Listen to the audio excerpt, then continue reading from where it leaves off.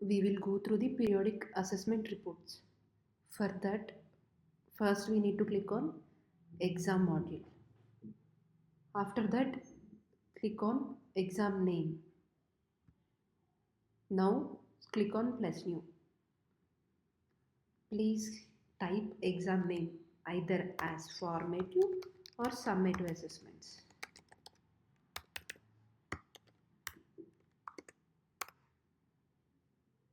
Give the description.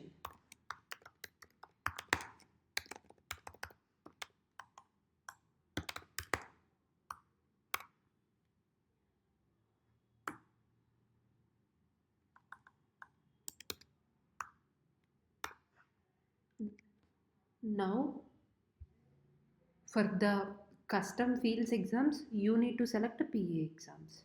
Like if you want to divide the 20 marks into 4 sections or any another sections, you need to select the PA exams. Or if you are going to give directly 20 marks, then select main exam. Now we are going to give PA exam.